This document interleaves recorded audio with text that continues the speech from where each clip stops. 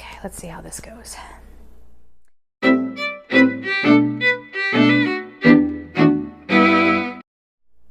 Hi guys, it's Michelle Patterson here with Angel Souls, and today we're going to be taking on the topic of narcissism.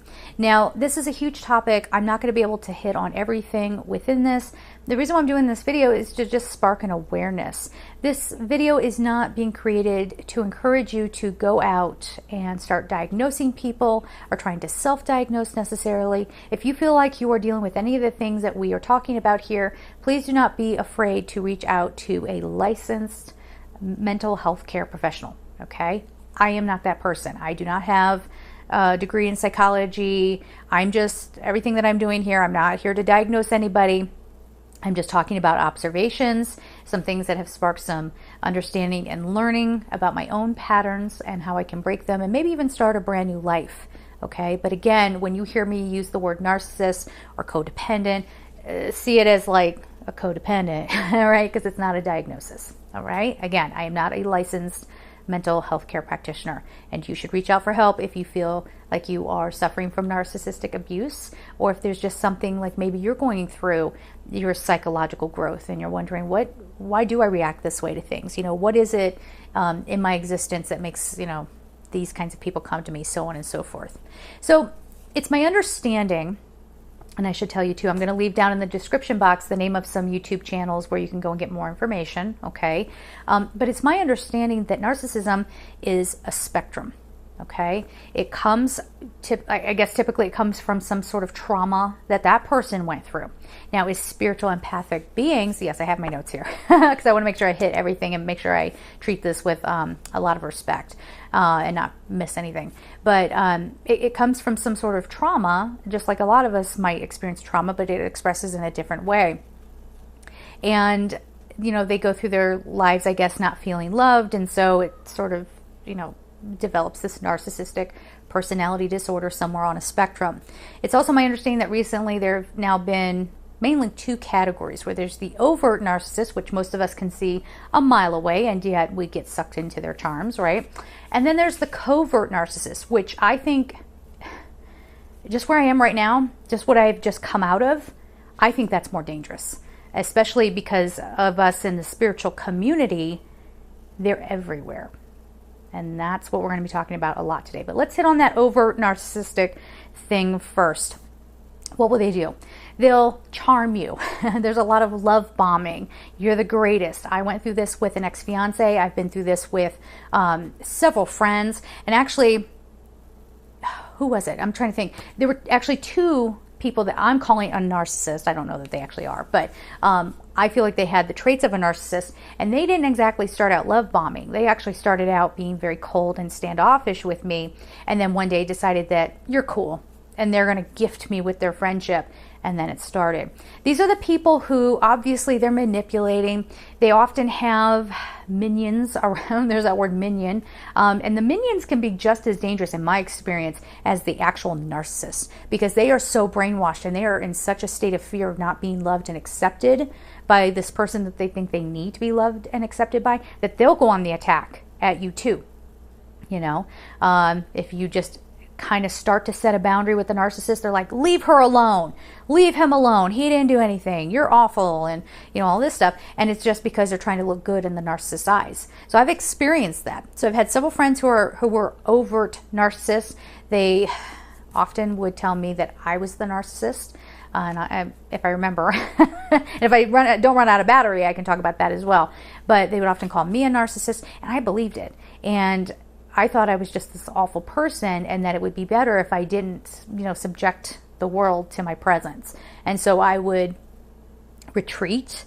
I would stay away from people. I would isolate, and it was just very, very painful. Again, it's too much to get into in this video, but you know, there's just some warning signs. Again, it could be love bombing, but you know, if you have a partner that never listens to you, you know, they invalidate your feelings, triangulation, gaslighting, you know, all of these things, you're always wrong. You're dumb. Your reaction to things is dumb. You shouldn't feel that way. How you feel is wrong. Okay? There must be something that's crazy about you. You must have a personality disorder. So the overt narcissist, again, they don't hide it. They're just like, well, I'm here. And I even dealt with what I think is an overt narcissist when I became a YouTuber. Somebody went on the attack, and now I understand it's possible that that was narcissistic injury, because this person, there's one thing about taking things personally and getting offended, or and we'll talk about some codependent things too, because some of these things oddly kind of mirror one another, but we'll get to that later. But this person just would not let it go and was trying to destroy me, trying to destroy my business, my reputation, you name it. And that person is an obvious case. Again, just how they present themselves, very self-centered, all of that, very pompous, so on and so forth. Now, in my experience with overt narcissists, the ones I've been exposed to, boy, they think they're the center of the world. They're like, how shall I say? They're really pretentious with nothing to back it up. Like my ex-fiance, he would walk around like he was the biggest stud in the world, but he was mediocre at best, if I'm honest. I mean, now I can say it. I've got a little separation from that. But back then I was like, no, he's so handsome. He's in such great shape. He was like, he was like me. He was a little chubby like me. So, but yet he was always on my case to lose weight. Like, it wasn't okay for me to be overweight. He never saw himself as being overweight, for example. It's just one example, okay? These narcissists don't tend to care, obviously, how you feel. They don't care about what you want. They don't care how things are affecting you. It's all about them, okay? Quick run through. If you are a mental health care professional and you hear me say something that's like, oh, whoa, Michelle, that's not exactly correct, please correct me down below. I'm not here trying to do good here, not cause any injury or harm. It'll also be interesting to see how many narcissists are watching this video and how many narcissistic injury type comments I get below. Let's observe, okay? This is hard. The covert narcissist. I didn't know there was such a thing. I thought there was just the overt kind. So when I started my whole new life, I was coming across these people who seemed a little odd to me. But my whole life, it's been pounded into me that I'm wrong. Pardon my language, but I fuck up every relationship I'm in, right? This is what's been pounded into me. Everything that's ever ended, friendships, any kind of relationship, romantic, family, coworkers, whatever, I'm always the one to blame. I'm the one who messed it up. So I was in this belief that I was just, kind of broken in that way. And again, that the world is better off without my presence. So let me step back. Let me step back. I'm sorry.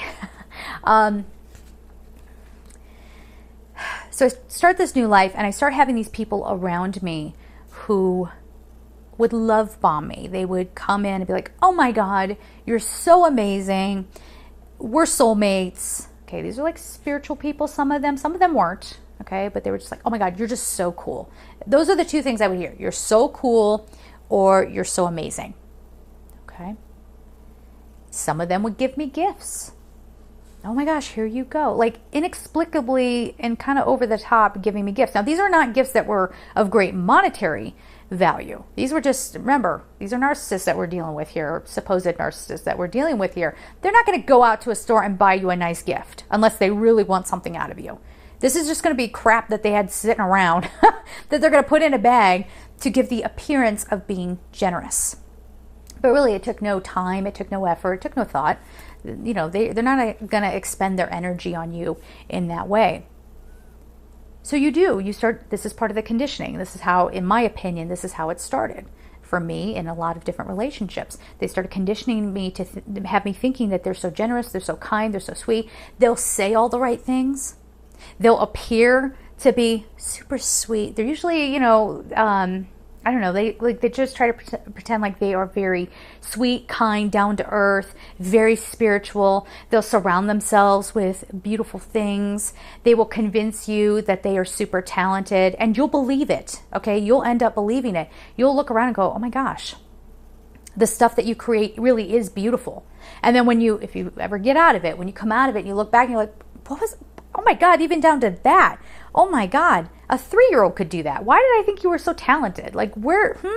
But in the moment, You really believe that this is a good person, that, because again, they're saying all the right things. They say they're going to be there for you, and they will go so far, so far to look like they're doing good and that they are true to their word, that they will actually show up to try to quote unquote help you. And you might walk away going, God, you're such a good friend because you showed up. But that's all they did. If you look at the situation more closely, they probably didn't help at all. They probably were a huge hindrance. They were probably in the way. I don't know what that was. Freaky. I don't know what that was. Anyway, background noise. What are you going to do? But anyway, you start to kind of wake up a little bit, hopefully, and you realize, okay, no, you ran the whole day. Everything revolved around you and what you wanted and what your issues were.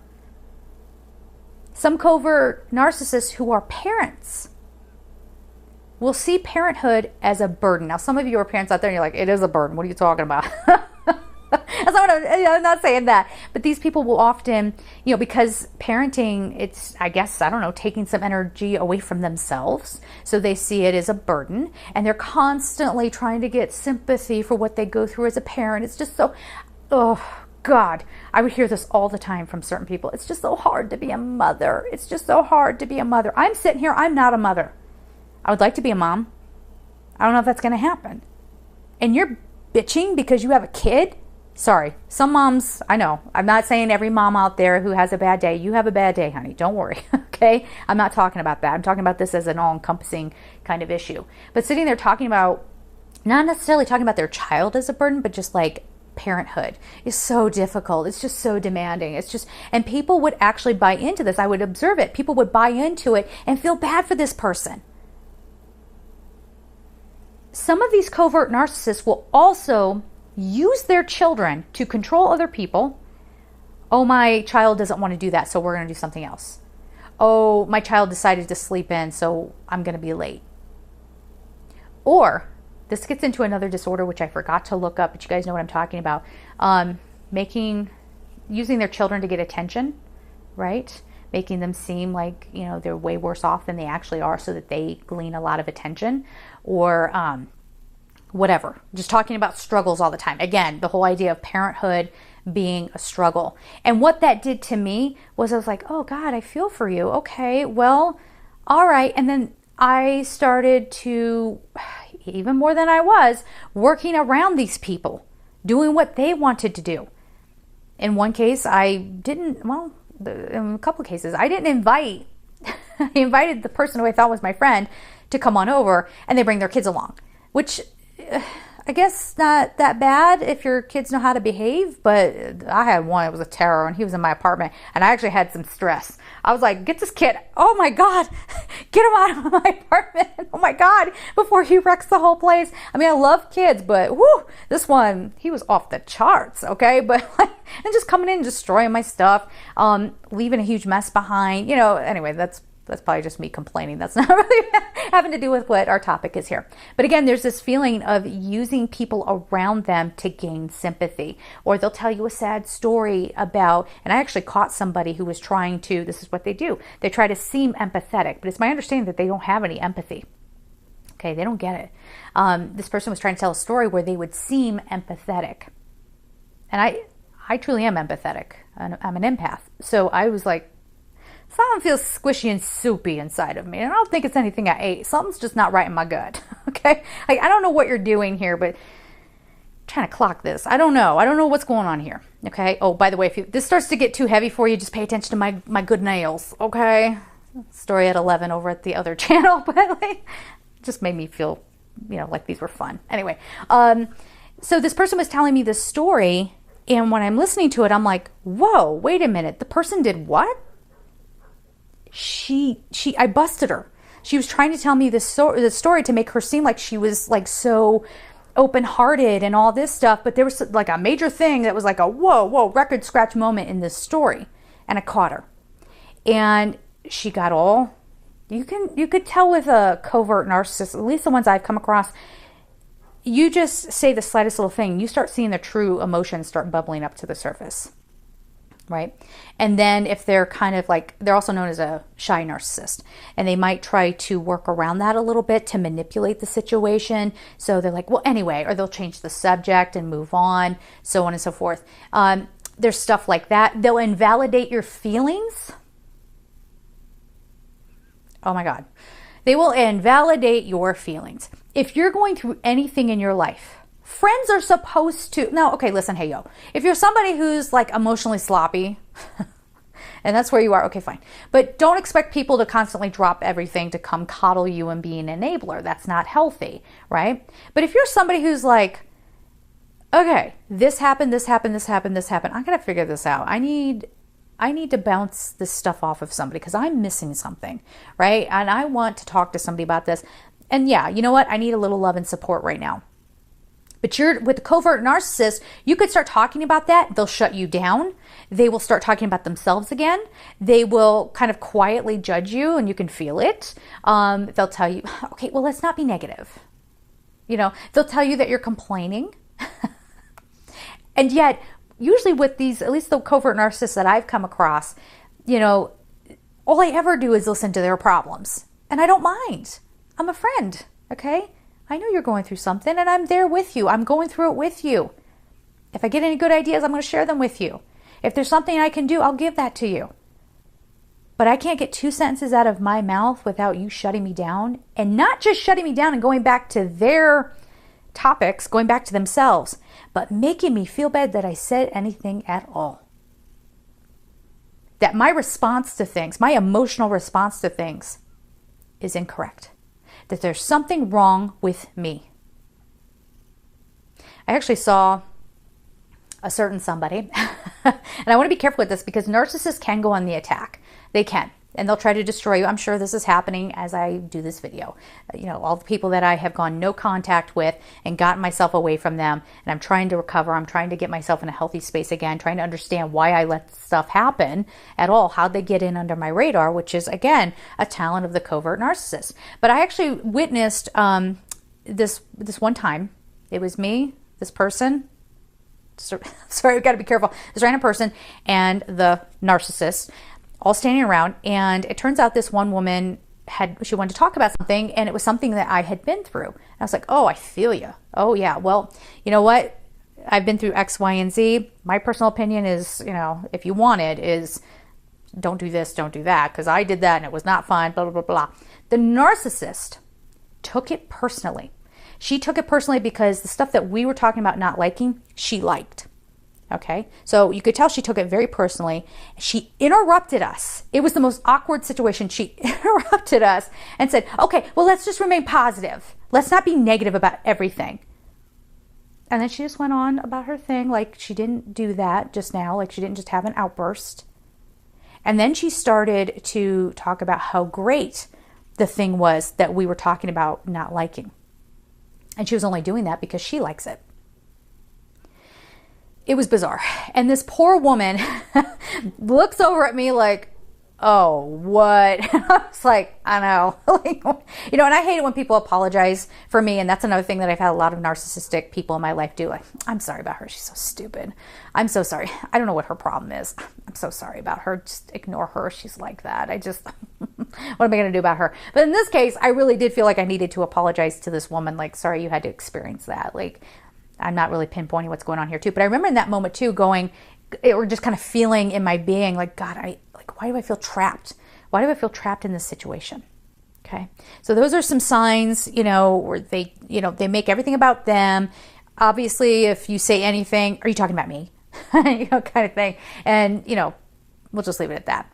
The other thing that I'm discovering that a lot of narcissists and covert narcissists will do, and this isn't, if you have this going on in your life, this isn't a sign that the person is necessarily narcissistic, but I think it can be one of the things that you might want to pay attention to in addition to other little telltale things that might make you go, okay, you know what, maybe I need to step back. Maybe I need to take care of me.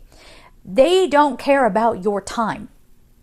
They will go off and do things. I'm yelling now. I'm sorry. I don't mean to yell into the microphone.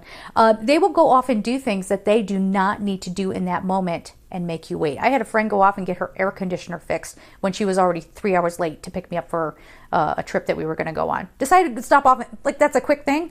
She's going to stop off and get her air conditioner fixed.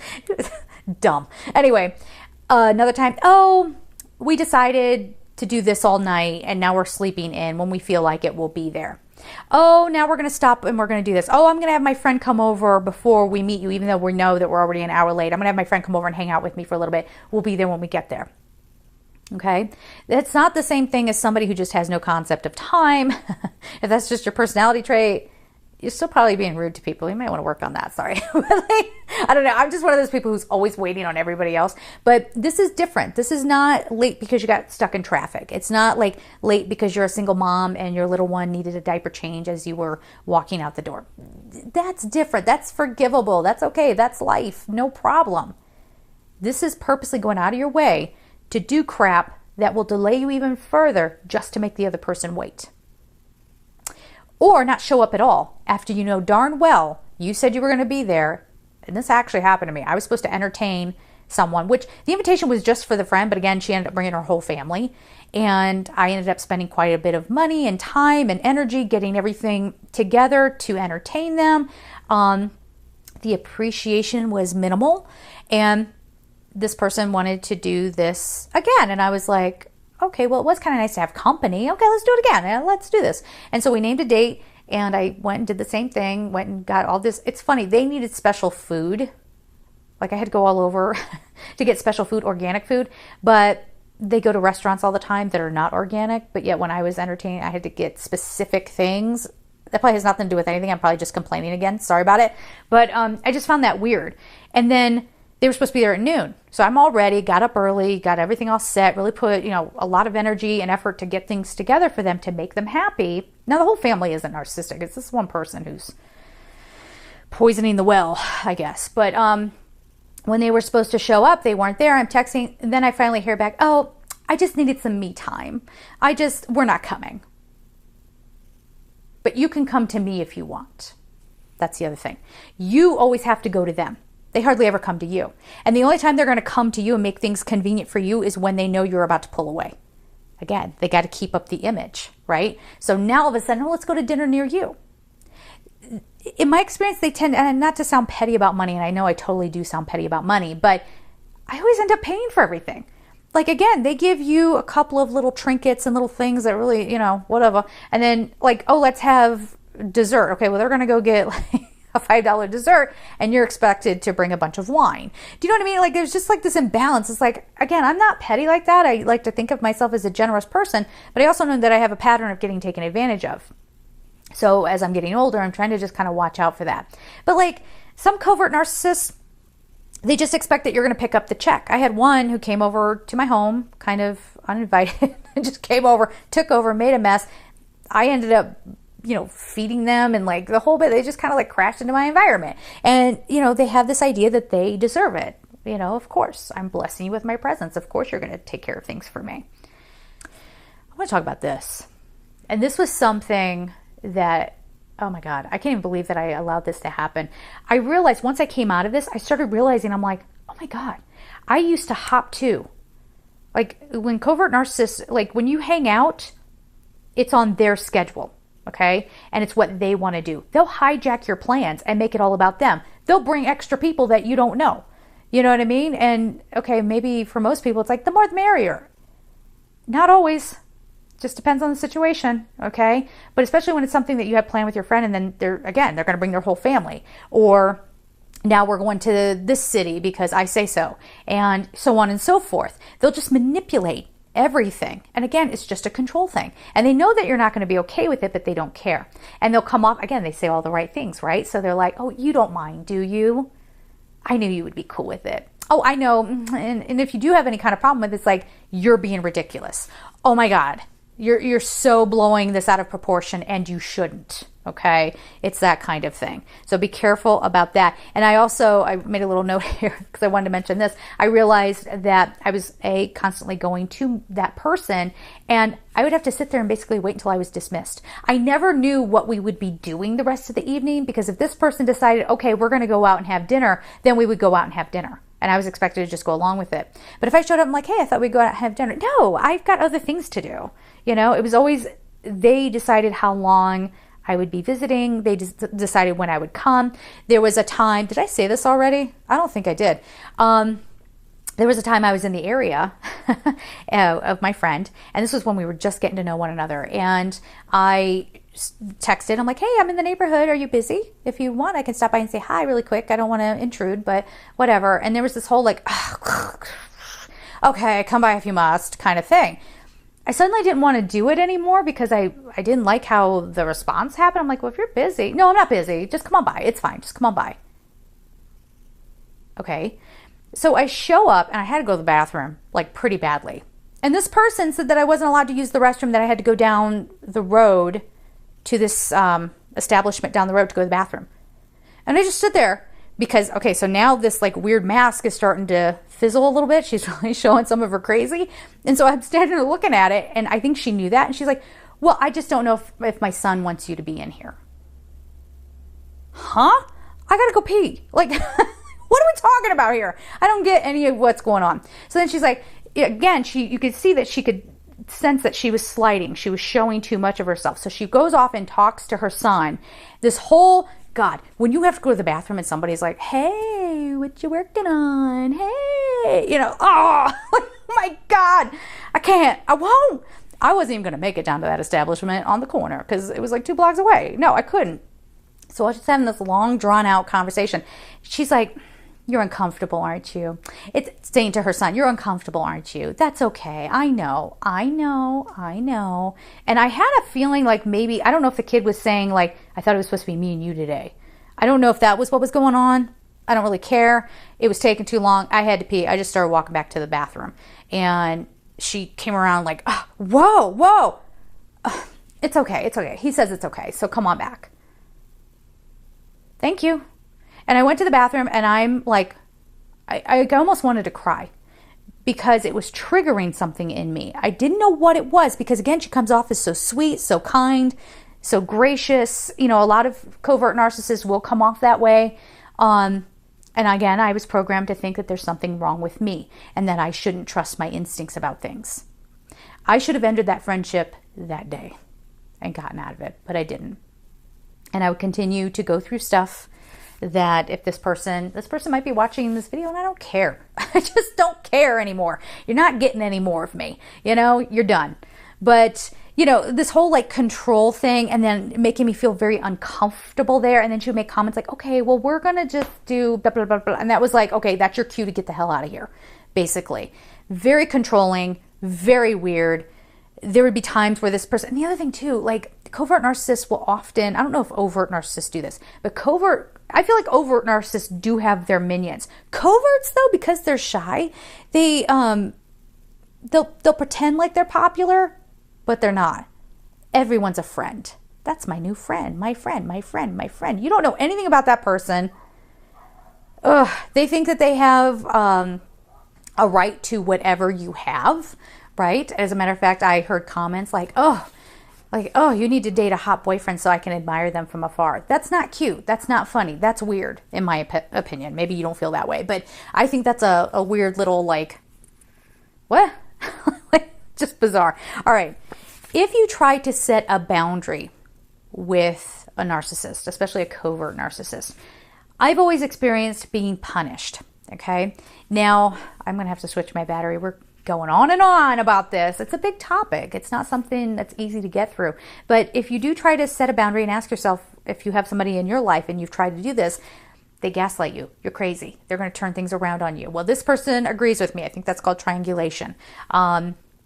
And we'll get a little more into the codependent kind of behaviors too, because I think I might have it, Watson. I might, or I'm on my way to understanding it. This is a new thing for me. So, but anyway, when you're trying to be like, okay, well, actually I have an example. Sorry. I'm not being very articulate about this. I was getting to know somebody. Now, I didn't let this person in because I saw it. I was like, nope, we're out. No contact. Goodbye. This person wanted to Skype. Okay. Skype is like the bane of my existence sometimes because people do, like these narcissists, they'll want to Skype or whatever, and they'll just like make you wait.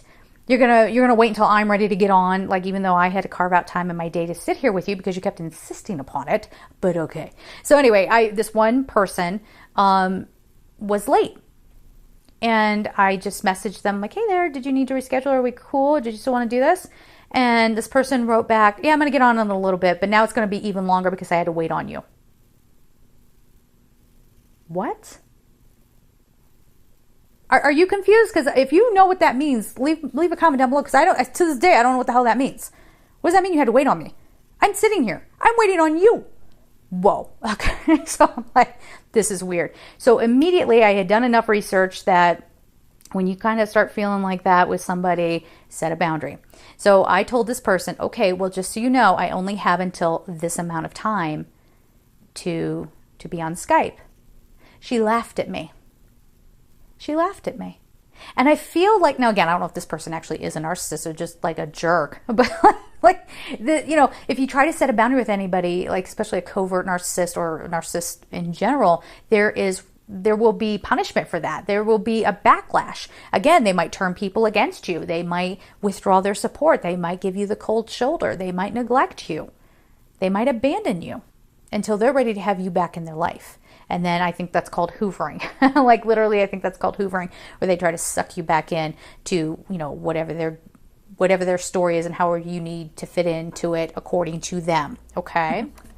Okay. This one, you guys are going to think I'm nuts. This one's really petty, but again, it's about gifts. Okay. So again, this is just a little bit of a, just see, somebody might just be a bad gift giver. Okay. That's fine. But like, I remember for a lot of covert narcissists, like I would go through, I don't know, like maybe this isn't healthy either, but I would really put a lot of effort into finding the right gift, going to their favorite store, spending a lot of time in that store, talking to the salespeople. Like I even did this for one person where I was like, okay, this person's kind of like this, this, and this. And then the salesperson guided me to some stuff. And I was like, oh, perfect. I think that would be great. When this narcissist opened up the gift, she made fun of part of it and said the other part of it wasn't exactly what she wanted. She found fault with the present. When my birthday came around, I was treated like an obligation. She took advantage of the stuff that I had already paid for, and I got a gift. You won't always get a gift from a narcissist, but I actually had a narcissist say, my presence is gift enough. Yeah, you need to buy me some alcohol. Okay, that's my fee for putting up with you. Okay. I wish I had the guts to say that back then. She scared me. That was a different woman. She could take me. She could beat me up if she wanted to. She was frightening. Anyway. But my gift from this other friend was this person didn't even bother to go to the store. They just took things that were around them, threw them into a bag. And when I was going through it, there were a couple of items that I'm like, wow, you don't know me at all. What is this? Again, like I'm not a materialistic person, but I think that can be maybe, we got to be careful with that. It can be kind of a telltale sign. Okay. Now, I had just, again, I don't encourage people to do this, but I had just watched a video. Somebody who was not a professional, probably didn't know what the heck they were talking about, but they're like, get the narcissist, test them with this. And I remember I was standing there with this person and I was telling them about this. I think it was a seminar or something that I was kind of interested in. I'm like, would you want to come with me? I don't need that seminar, but I think it would be very good for you. That way you can work on some of your issues. And I'm like, I'm going in. Okay, here we go. Because I'm a different kind of codependent than I was when I was a kid. So I try. But anyway, or maybe I'm not at all. I don't know. But so I'm standing there and I'm like, well, what do you think you need to work on? I'm doing great. I'm fine. I don't really feel like, I'm very happy about who I am and where I'm at in my life. I don't really think, there's some like minor things I would work on, but really I just feel like I'm really good where I am. Then oddly enough, this person walked right into another kind of weird, it's not really a technical test, okay? But so be careful with this. But one of the other tests of a narcissist is to bring up a movie that's very empathy based and see what they have to say about it. One popular little thing is Good Will Hunting. And so I brought this up. We were talking about movies. This person walked right into me. I'm like, you know what movie I haven't seen in a while? Good Will Hunting. Do you remember that movie? You ever see it? Yeah? You didn't like it? It was just so slow and dry. Like, I didn't know what was going on with that. I don't even think I watched the whole thing. I just didn't care about it. And I was like, oh my God! Oh my God! But again, this is spitting on myself. God, like I was having a moment. I was like, oh my God, this person's dangerous. I gotta get away from this person. Okay, do not as I do. Okay, this again, I am no psychotherapist. I had no business doing any of that stuff. As the thunder rolls, y'all hear that? There's some thunderstorms coming in. Nice. I like a good storm. Anyway, like an actual thunderstorm, not drama. Yeah? Okay. So the other time that I knew that I was like, oh man, I'm in it. Like, I need to get out of this fast. There was an incident that happened to someone who is, I think by most people's standards, this person would be considered vulnerable. And this person, this narcissist, is telling me this story, and I'm like, oh my God, are they okay? Oh my God, broke my heart. And I'm like, oh my God, who could do that? Like, are they okay? And this person goes, I don't know. I didn't ask if they were okay. The point is that now this is going to put more work on my plate. Medic, bring the straitjacket. Bring it. No, I know I got some problems. I know I'm probably personality disordered over here myself. Probably got a bouquet of them. Who knows? But damn, get this bitch out of here. No. Okay? Like, no. So these are just some telltale signs. Again, I'm not saying that definitively, says that they are a narcissist or not, but, just something to think about. They can't stand smart people. I heard that from one of the videos. Will attach so they can get something from you. Yeah. So a lot of these people, I'm such a dingbat. I'm such a ugly person. I'm disgusting. I'm broken. But I remember, like, my ex-fiance loved having me around because it got him attention. Like, people, I don't know, maybe I'm charming, but people would come around to talk to me. And so he was getting something from that because nobody liked him. Nobody liked him. He had no friends whatsoever. And it wasn't because he's trying to heal and break a pattern. It's because, like, he's just a crappy person, kind of. You know what I'm saying? So he would get something from me in that way. Other people, I don't mind putting myself out there a lot. I don't know, to some extent, but like the YouTube channel, I don't even have a big YouTube channel. I'm not like a YouTube star at all. But people will still attach to me because they think that there's going to be something that they can get from what I have here. Okay? So there is that. So narcissists are shame-based people, as I understand. And so there's this constant need to like compensate, and unfortunately they take the path of using people. And it's almost like, if you're looking at this, just in my mind, if you're looking at like the codependent person, we all kind of start out with these equal injuries, right? And then like some people will kind of try to grow from that and kind of, bloom and blossom from, and then you got this other, like this narcissist person who's kind of like just constantly trying to tear that down and ruin it because they didn't learn how to grow. They didn't learn how to bloom. They don't know how to do that, right? So compassion, okay, but letting them take advantage of you, no. So I wanted to mention that as well. We talked about this too. Sorry, I'm looking at my notes. I'm going to throw those down there. We also talked about them just being judgmental, you not being allowed to have a voice, you're not supposed to have an opinion, all of these things. It's my understanding too, you're going to hear me say that a million times here because you know why. It's my understanding that you're just supposed to go no contact. So with the most recent example that I have in my life, I discovered that this person was actually supporting someone who I told them tried to destroy me at one time. And not only were they supporting this person, but then sending me a link for me to pop open where I could see that they were supporting this person. And I had been through enough.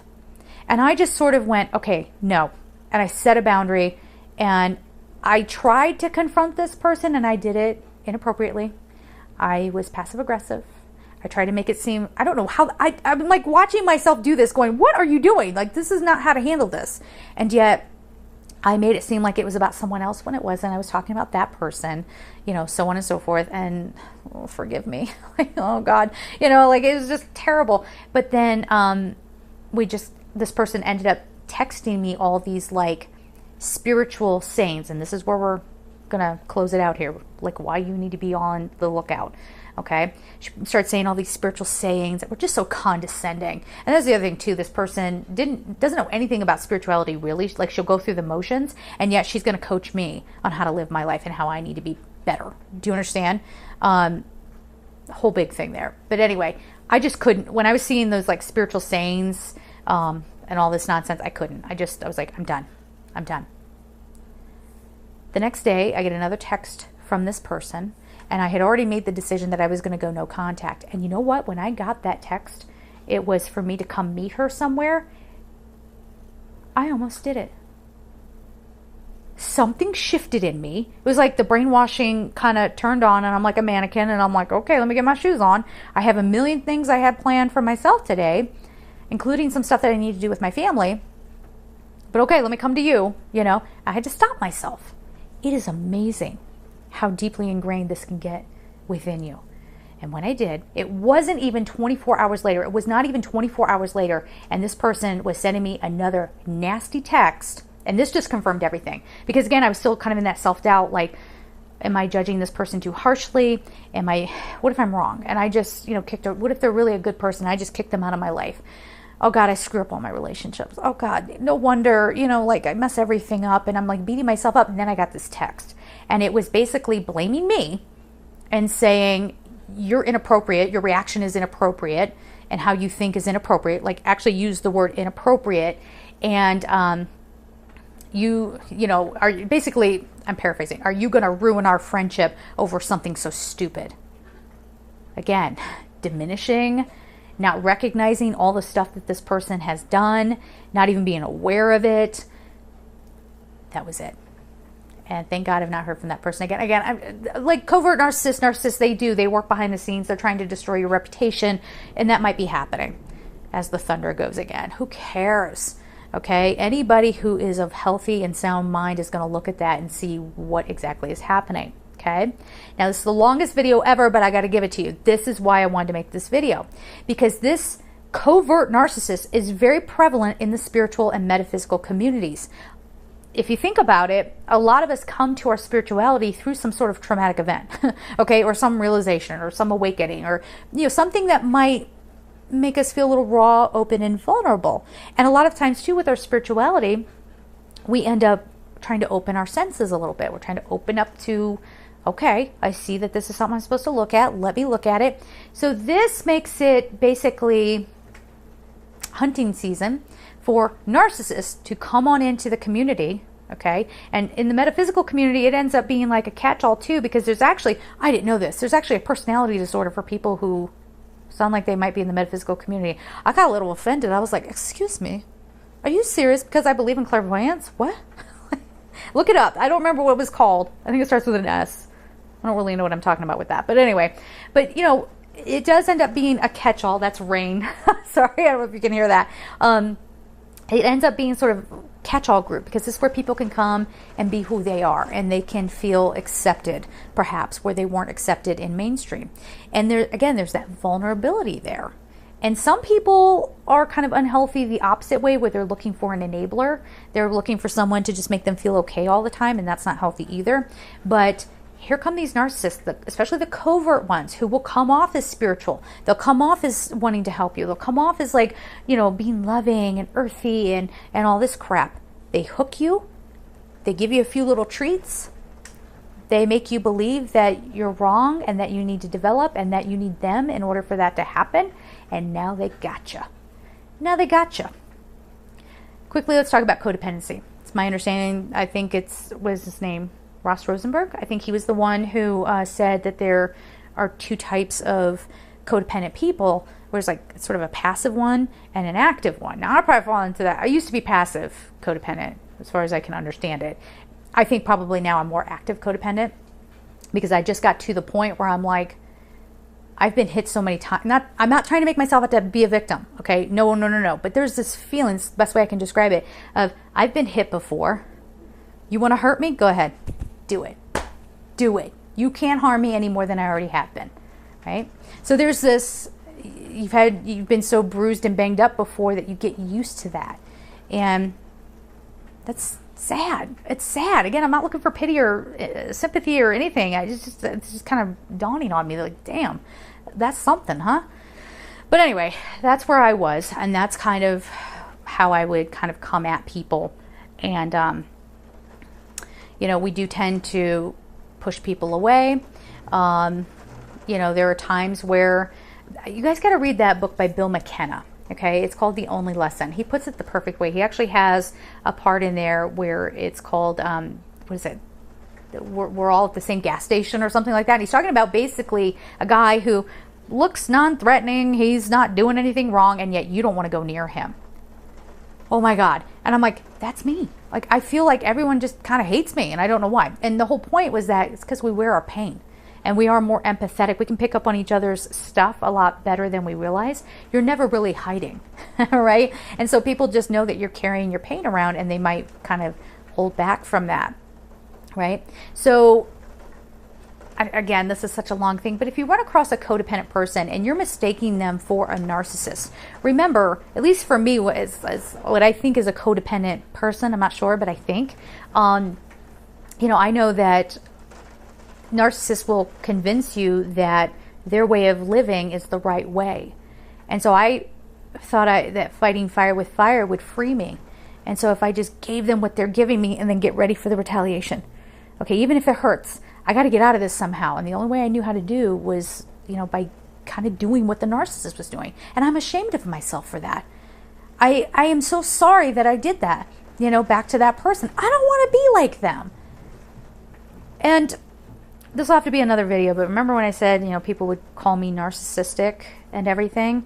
I remember when I was in therapy and somebody told me that, again, you guys might not care to hear more about it. I'll just touch on it a little bit. I took it to the therapist and I was like, this person called me a narcissist. Is that what I am? Is that what's wrong with me? Is there something I can take? Is there some way I can get better? And she was like, yeah, you probably are a narcissist. That was her response. And then, of course, she does that therapy thing. And she's like, how does that make you feel?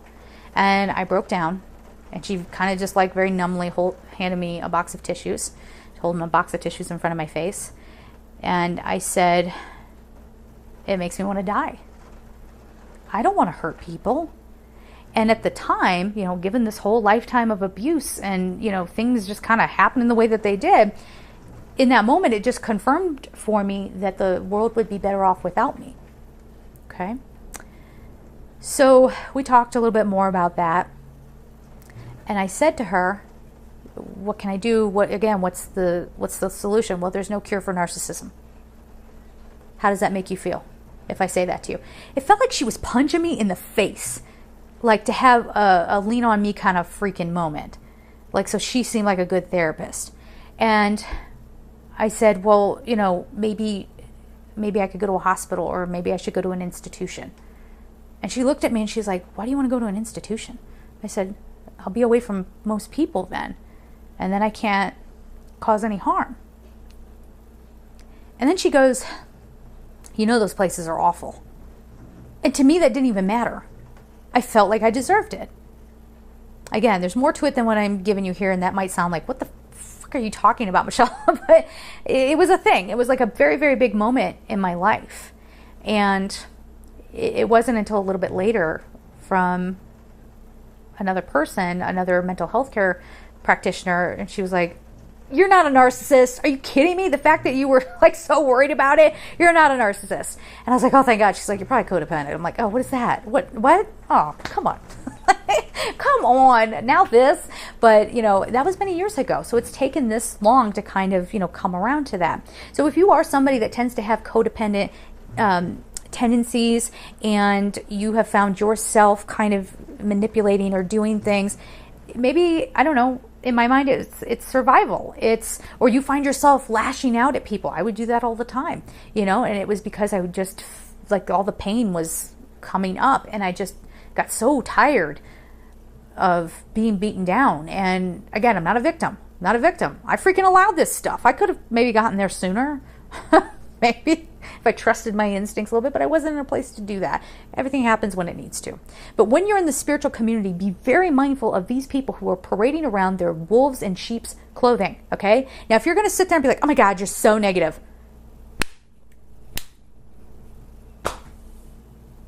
Okay, leave it down below. Your comments make me look popular, so go ahead. You're just amping up my algorithm. Is that the right word? I don't even know what that does. I shouldn't throw that around if I don't know what it means. Anyway, I'm sure that we could go on and on and on about this. This is 50 minutes, and I ain't sorry. You can watch it in installments, but just remember, take care of yourselves. If somebody doesn't feel right, but also try just a little word of encouragement for the codependents out there and for the people watching this. Please be kind. Please be kind. Please don't just look at me and be like, ugh, there's something about you that I just don't like. That person has been through enough, okay? And they're figuring things out. And again, try to have a little compassion. Be their friend, especially if you are like an even, kind of like you're a nice, healthy, balanced individual. Don't judge others, because you don't know what they're carrying. And I know that could actually be applied to narcissists as well, because they are shame-based people and they have been through their own traumas. But the difference there, we still want to flow love towards everybody, but the difference there is they're out hurting people. They're out psychologically damaging people and wreaking havoc, okay? Again, very different from what the codependent is trying to do, who often, codependents want to hide away from society maybe sometimes because, it's just such a dangerous, scary place and they get hurt so often. Or they are food for people. So protect yourselves. Again, this is not to terrify you. This is to just have you be, just very abundantly aware so that you don't have the same things happen to you. I am proud to announce that as of today, as of a few days ago, I keep having more and more clarity. It's getting crisper, and I'm having more and more understanding of what I'm going to need to do from here on out. But I am so excited. I'm so excited that I finally kind of figured it out. I mean, again, no expert, but I think I get it now. I think I'm understanding why things have happened the way that they have and how I can change so that I don't have to live that kind of existence anymore. And for that, I give my love and my gratitude to every narcissist that has ever crossed my path, because although it didn't seem that way, they were my path to freedom. And I feel very free now that I can, I'll have other lessons to learn, of course, but I certainly can let go of that abuse pattern now. And I'm really excited to see what that turns out to be for me now, going forward with this different perspective, this different way of life, so on and so forth. So, longest video ever. Anyway, I'll let you go. I love you. Bye.